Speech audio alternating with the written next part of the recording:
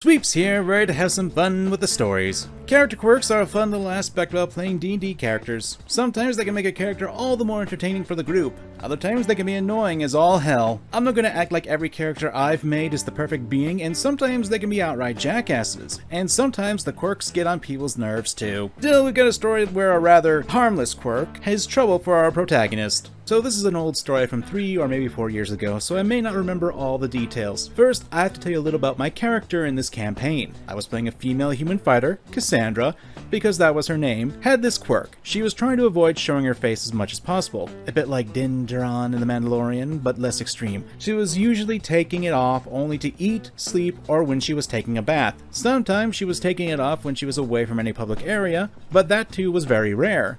She was also very defensive about it and didn't let anyone take her helmet off. She had a reason for that. In her past, she was a warden, a member of an independent order of knights. Wardens recognized no higher authority and did not bow before any kings or lords. Their job was to keep peace and bring justice. Covering their faces was one of the traditions of this order. Knights were to be anonymous and nameless, faceless confidants of justice. Even though this order fall apart, man, it is hard to read this. People need to really take some time to learn how to write. Even though this order fell apart over 20 years ago, Cassandra was still holding on to these traditions. And this is where Kat and her character, a tiefling cleric named Issy, come into play. Kat took a completely different approach to our game. I preferred more serious and realistic approaches, and she was more or less like, even though our characters know each other for only 2 days, you are all like family to my character, and she will gladly help you solve all your problems. Which, in my opinion, is not a problem by itself. Very helpful, and naive people happen to be. So I could believe that her character was like that.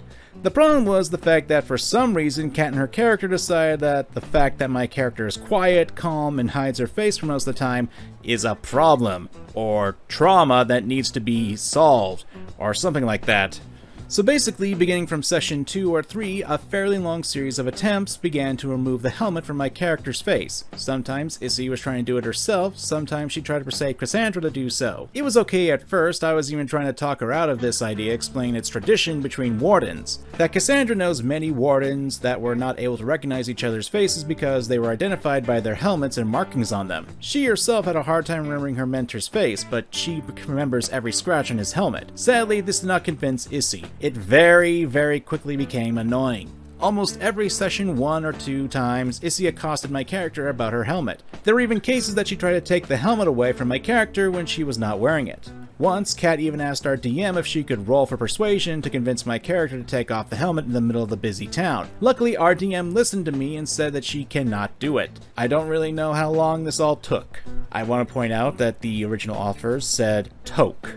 Smoke weed every day, I guess. With time, Kat started asking me about it outside the game, and to this day, I think she was clearly impatient. Sometimes she was evidently irritated when her nice and friendly attempts were unsuccessful. It was around this time I found out about Kat's character, found my Cassandra attractive.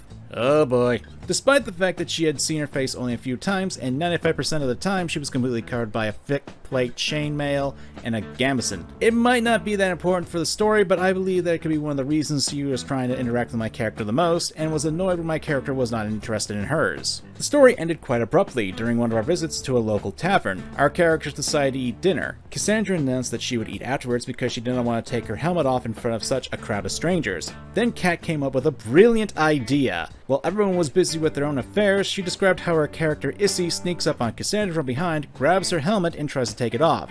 I was obviously not happy with it and started to protest. So DM made us roll the dice. I don't remember if it was a dex roll or something else. Fortunately, I was able to roll higher. Cassandra managed to keep Issy from taking her helmet off. Then I decided that both I and my character had enough of it, and Cassandra tries to hit Issy. I rolled my dice and succeeded. And at this moment, when drama began. Not in the game, but outside the game. Kat just exploded with anger. She acted like I punched her, not her imaginary character. There was a lot of screaming and arguing that basically goes down to Kat saying my character is ungrateful and don't let anyone help her. And me explaining to her that Cassandra doesn't need any help with nothing, and Issy is not her friend because from the first day they knew each other, she was trying to convince her to break her traditions.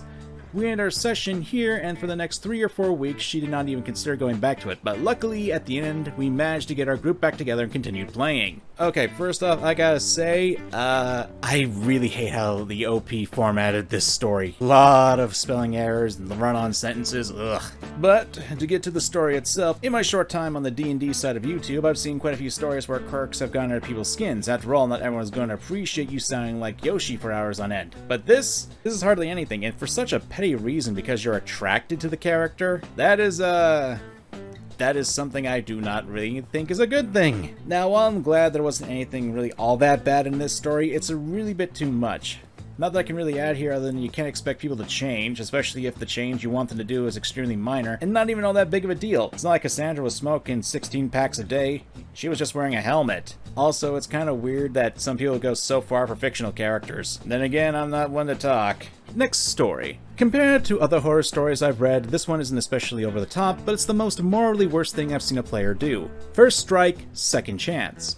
It starts a couple years ago with a new player we'll call Blue, who's in high school and younger than the rest of the group. His introduction to the game starts off okay, apart from how he cheats on his first major dice roll. I know this because he subsequently and routinely gets incredible results on all his rolls, and the 2 other players independently approach me about how suspicious this is. He's able to do this because we play over a chat client without a built-in roller, and rely on the honor system. I confront the player and he fesses up.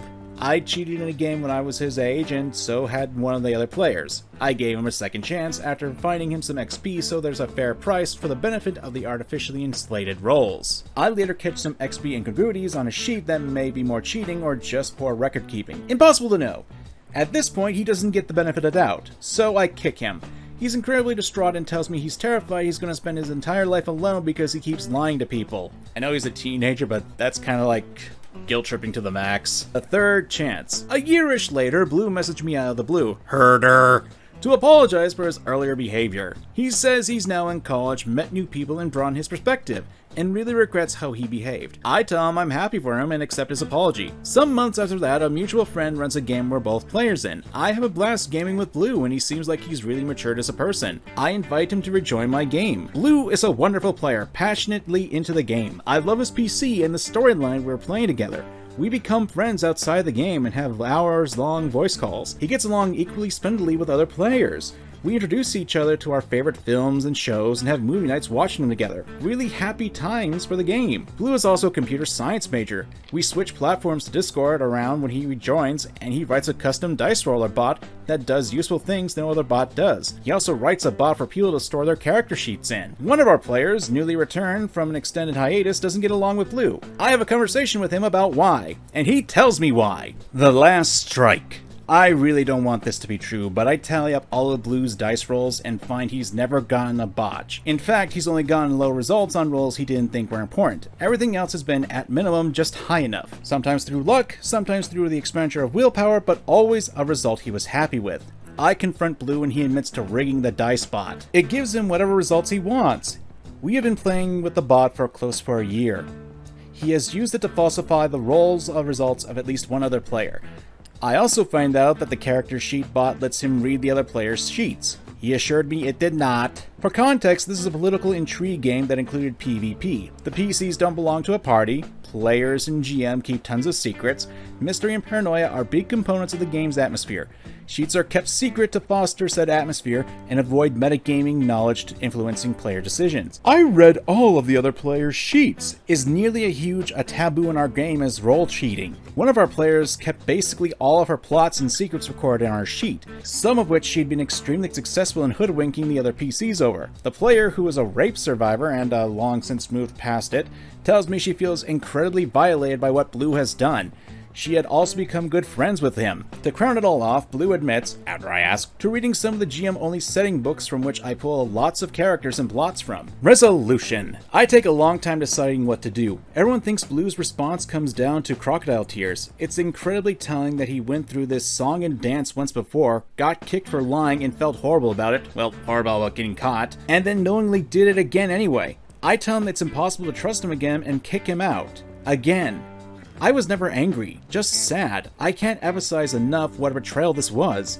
Our game is 7 years old and I've known 2 of its players for 12 years. They are some of my oldest and closest friends. We are very selective about who we admit into our social circle. I thought Blue was one of us. That all turned out to be a lie because he valued high dice rolls more than our friendship. It's been over a year since I booted him from the game and retyping this still makes me sad. I'd have given him a 4th chance if I thought he'd learned from his experiences, but the only thing he learned was how to be a more effective liar. While this may not be a big deal compared to other horror stories you probably heard or read, this can be a great lesson. Trust amongst friends, DMs, and PCs are necessary for the game to continue to thrive. When you start a game with a group of people, there's a sense of trust that the DM knows what they're doing and the players will respect the rules and such. There's also an unspoken truth where you have to agree to play the game. You can't decide to not go to Barovia if you agree to play Curse of Strahd. Blue here abused his trust with the DM and other players. They trusted him and he became good friends with them. And while some people may not see this as a big deal, we have to remember that this trust is more personal of a story. In any case, I'm Sweeps. Thanks for watching, and this week we've got something special. Fan art! Thanks to Loremaster for drawing me in all my glorious hair.